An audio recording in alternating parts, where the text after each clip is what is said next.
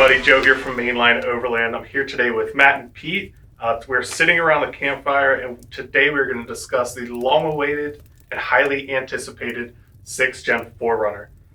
We got a lot of opinions on it. We've kind of seen people cover it kind of from head to tail, but we want to sit down, give our opinions, and kind of give you the skinny on.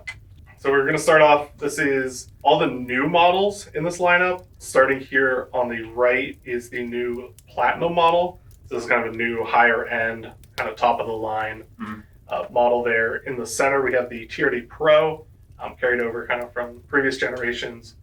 And then lastly is the brand new Trail Hunter, which kind of is the model that has, I'd say, most of the hype around it. The Overland Edition. Yeah. First thoughts or anything right off the bat? I think there's a lot of potential wasted money on this side of the screen, as usual. Yeah. Well, maybe on the right side, too. I mean, we're more of like you start at your base and build it up kind of a thing. Right.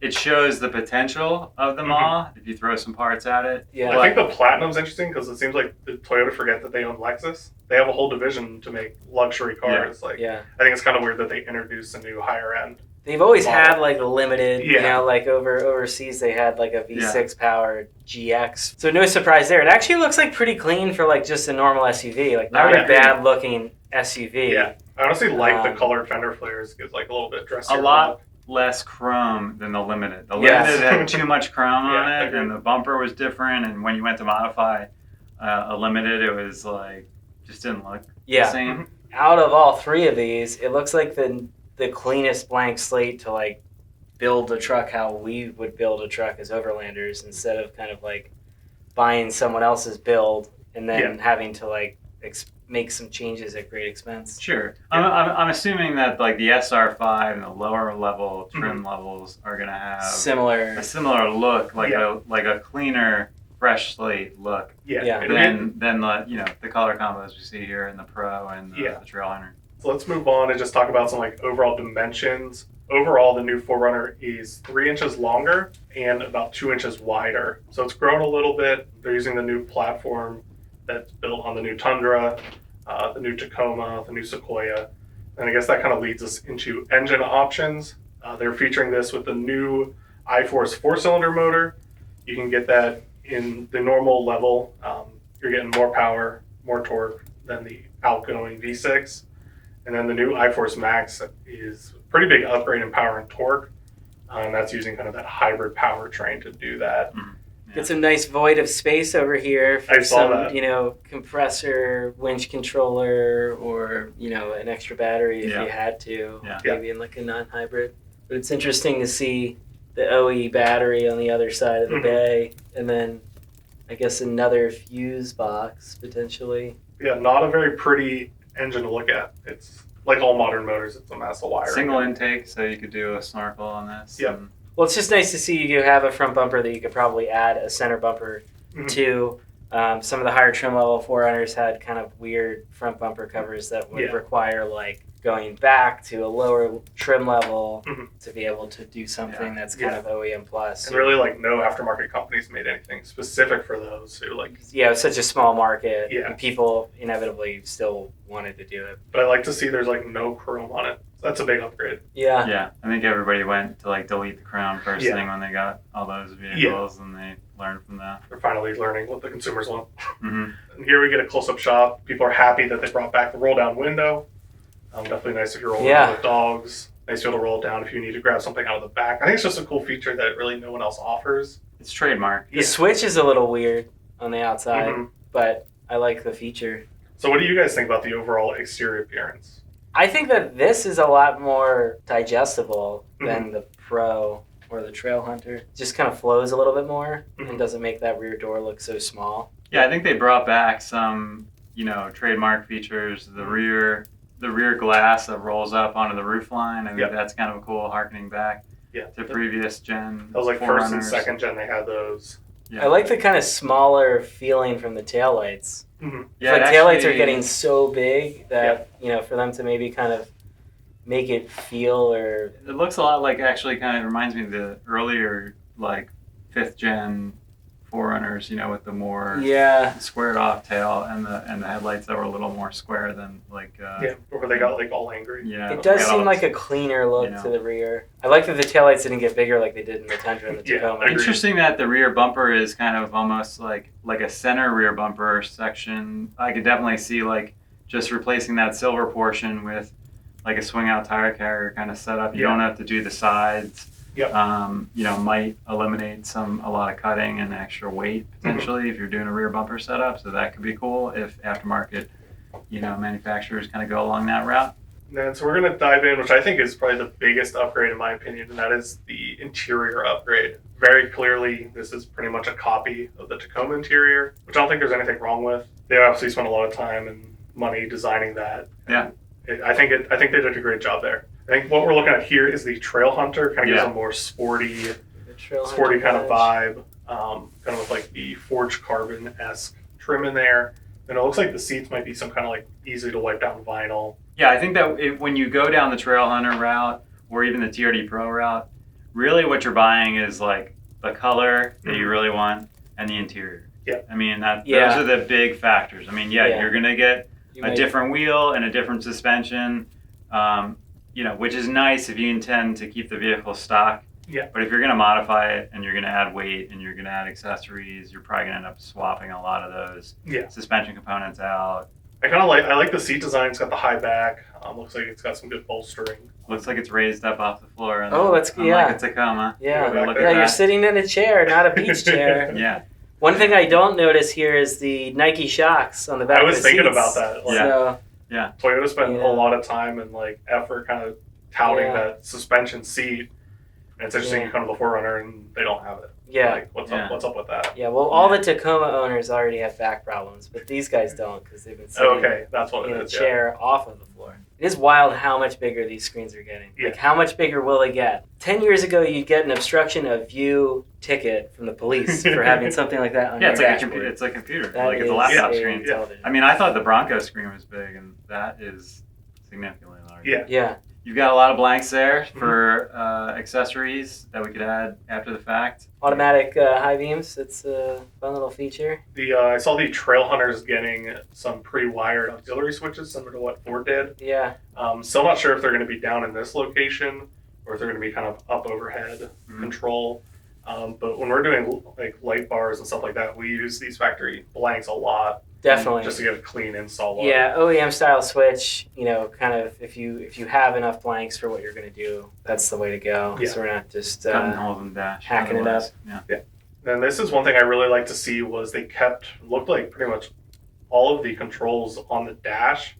A lot of modern companies are wanting to bury all those climate controls, heated seats, fan speed, all within the screens, which is really just a pain to navigate. Heated steering wheel. I feel like that's a little bit of a new thing cool for seats below the heated seats. So we're getting some kind of more premium Lexus level mods. And then onto the rear, the cargo space definitely probably grew a little bit. It looks bigger. And then on the sides, you see there would be maybe a third row back there. And then I found this picture, which that's basically confirming the availability of a third row in a 4Runner. Interesting that the third row only comes in the non-iForce Max. Right. Otherwise, you've got the batteries, in the rear there, so you don't have the ability to put the back seat in. So, something to consider. So I think they did a great job on the interior. You guys seem to be fans of the exterior, but when I saw it, there was one image that I could not get out of my mind: the double Hulk Hogan. Hell yeah, brother! So I was double Fu Manchu grill. Yeah. Hulkamania. That basically sums up how I think the front of this truck looks. Yeah. They came up with this kind of mustache design on the new Tundra, and I guess Toyota liked it so much they were like, let's just add another double down. Let's double down on it. It's everywhere. But it's on the fender flares. Yeah. It's on the grill. Yeah. It's on the lower grill. It's a 5th gen 4Runner decorated with mustaches. Yeah. Handlebar mustaches. Yeah. Are cars starting to look like their owners, or are the owners starting to look like their cars? Yeah. But here on the TRD Pro, you see the kind of shiny black fender flares, which I think is an interesting choice because they're going to get scratched to hell. Yeah, and it makes that door look so much smaller. Yeah. My only thing is, visually, it looks like this truck has Carolina Squat stock. Yeah. Am I the only one that thinks that? Does the rear look lower than the front? It does. I'm looking forward to seeing it in person because pictures never really do it justice, and so I'll hold off on any super strong opinions until I can see it in person. The TRD Pro is basically designed for more like, I'd say, high speed off-road desert driving. They got the Fox tunable suspension in there with the remote reservoirs in the rear. I think the TRD Pro, is a great base to start with if you're not going to modify very far. Yeah. I think that, if you're going to go down this route, like Matt said, it's going to be because you've got, the flares that you want, maybe the color that you want, and the interior that you want, but you have to know that you're probably going to end up ripping out the suspension that is a large chunk of what you paid for. Yeah. The one cool thing that they brought this year is the disconnect, or front that wire is disconnect. Cool. Yeah, that is cool. No KDSS anymore. Yeah, so KDSS is pretty much gone from Toyota. They now have the unlockable front sway bar. And is that available on the TRD Pro and Trail Hunter? So that's standard on the TRD Pro and Trail Hunter, and it looks like it's optional on the TRD Off-Road. Okay, that's cool. Yeah, they've done a good job with the Pro wheels over the years in terms of the fitment. We can usually get a pretty big tire over stock size and keep those wheels without spacers. So that's actually money that's not totally burned. And so now we're going to move on, talk a little bit more about the Trail Hunter. So this is kind of their overland setup. They're using an old man Emu suspension in there, kind of set up for heavier weights. There's more armor. There's actually frame-mounted sliders, which is a first. They got this little roof rack, which I don't know what you'd put up there, but yeah, I don't know. It looks like a roof rack, but I don't know. I mean, how would you get your hands into it? It looks a little Fisher Price. Agreed. It just has to look like a roof rack. Yeah. But it won't ever have anything on it. Yeah. Maybe it's a 3/4 rack, so maybe some max tracks and you're not getting a full-size tent up there. Here we get a look at the snorkel, which I think is a cool upgrade. Toyota loves these like forged carbon looking textures. Yeah. Not performance cars, which I think is funny. It's a little camera here, though. I see a little camera. Yeah, so they released, they have a ton of new cameras. They have like some cool software that'll like stitch it all together so you can actually see like the whole underside of your truck while you're driving. So that's cool. Then we get a look at the front end. It has the integrated 20-inch light bar, and then has some rigid fog lights there, which you can actually change from amber to white. It is a cool feature for a stock truck. I mean, we can still see we got our safety sense and parking sensors in here, so the normal obstacles for adding, a center bumper and winch, but nothing that can't be dealt with. Yeah, so here's a closer look at sliders. It's nice to see that these are actually frame mounted. Yeah. Which is kind of a first from a OEM. Like on our Bronco, they say they come with sliders, but they're body mounted. Yeah, it is nice. That's a step in the right direction. So they are running an 18-inch wheel on the Trail Hunter, which you would think if they're kind of building the most off-road capable one, they would want to go down to a 17. So it's not on the trail. It's looking for the trail. Yes. It's hunting for the trail. Yeah. At which point, it would need 17. All right, so that basically wraps up our run-through of the different models on the new 6th Gen 4Runner. I guess, given everything we just talked about, what would we buy? I would personally buy the TRD Off-Road. That'll give you the sway bar disconnect, the locker, the iForce Max if you want that, lowest trim level, so you can then modify it and not have to pay for a lot of expensive features that you're going to trash. Yeah, I agree. I think you want the iForce Max for that extra kind of fun off-the-line power that's just kind of silly in a vehicle this big, and better range as well. You keep that locker, you keep that sway bar disconnect, the key features that you want for traction, and you're not going to want to pay for aftermarket. And then you're not paying for anything extra that's not really, that you might have to replace and pull off and burn some money there. So, what do you think, Joe? I think I'd save my money and buy a new Land Cruiser. Yeah. Interesting, yeah. Because I'm curious to see what the price point is. I know like starting point is going to be lower for the 4Runner. But if you get that TRD off-road, add the bigger motor, add this disconnects, add a few options, I feel like you're not going to be far off of a base Land Cruiser. I feel like the 4Runner could be more expensive. Oh, yeah. I think it kind of almost looks more expensive. When I saw the new Land Cruiser launch, I'm like, that's basically replacing the 4Runner. Yeah. So the 4Runner's kind of now in an awkward spot because a Land Cruiser is no longer $90,000 to buy. Or previously, like, most people, that's not obtainable. Toyota, the lineup that they have for SUVs is kind of incredible. Yeah. I mean, the number of variants, they're going to just crush. I think it's a good time for something like this to come out, especially with the Land Cruiser, because it's kind of like maybe some of the Bronco wonder has started to fade a little bit. Yeah. Some people have had Broncos for 3 or 4 years. They're going that Bronco direction. They're going like muscular, wider, like aggressive looking. And it's still refined. Like you're not going to have a loud hardtop like whisper when you're driving down the road. Like you do in a Bronco and you can in a Jeep at times. You know, with a soft top. So.